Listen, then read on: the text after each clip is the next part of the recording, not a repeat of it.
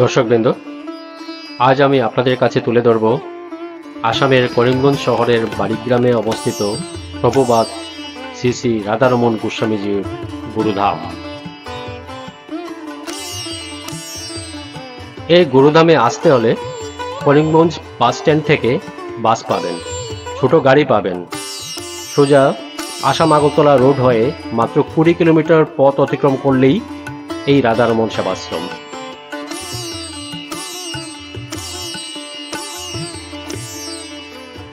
এই আশ্রমে অনেক দেবদেবীর মন্দির আছে। চলুন ঘুরে দেখা যাক সম্পূর্ণ আশ্রমটি।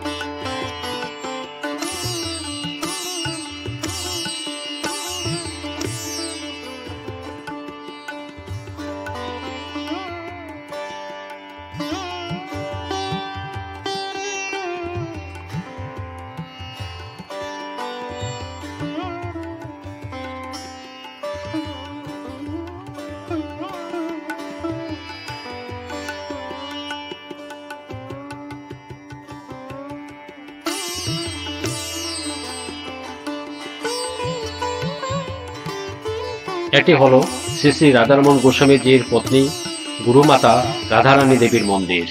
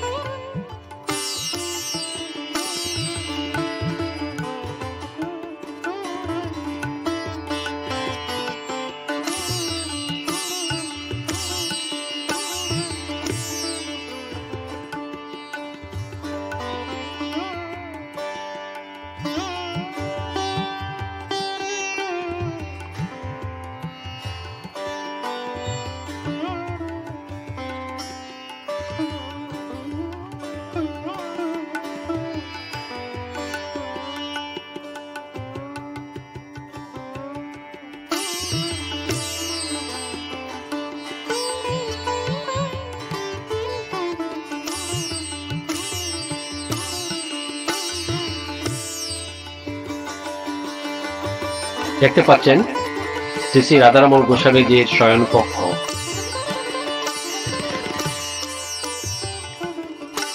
শুরুতেই আমি গুরুজি সম্বন্ধে কিছু কথা বলি।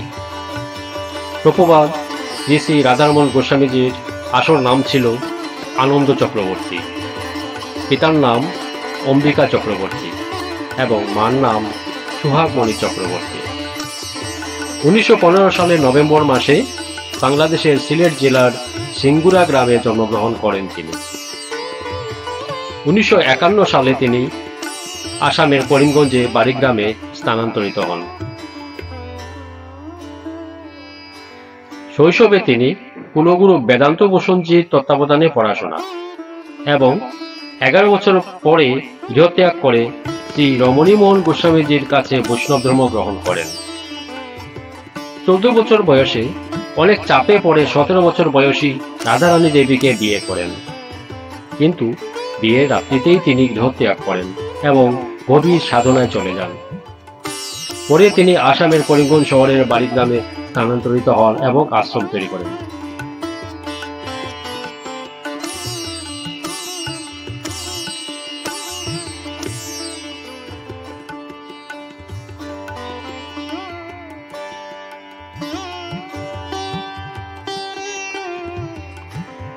উনিশশো 71 সালের আষাঢ় মাসে তিনি দেহত্যাগ করেন, রেখে যান প্রচুর শিষ্য। এটি হলো শ্রী শ্রী রাধারমণ গোস্বামীজির সমাধিস্থল।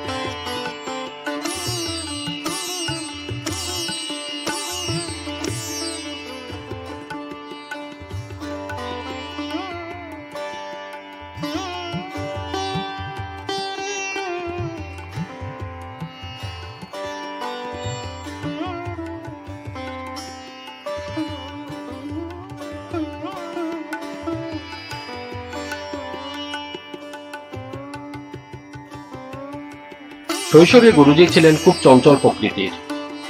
সেই সময় ওনার দুই বন্ধু ছিল ধনিরামা এবং আকুতারামা। তারাও পরে গুরুজির সঙ্গে শ্রীকৃষ্ণের সমসাধক হয়েছিলেন। গুরুজি তো বাংলাদেশ ছেড়ে ভারতে চলে আসেন, কিন্তু দুই বন্ধু বাংলাদেশেই থেকে যান। তাদের মৃত্যুর পর গুরুজিকে স্বপ্নাদেশ করেন যে ওনার সাথে যেন ওনার দুই বন্ধুকেও সঙ্গে রাখেন। তারপরই এই স্মৃতিশক্তি তৈরি করানো হয় এবং এই বাড়িগ্রামে সেবাশ্রমে।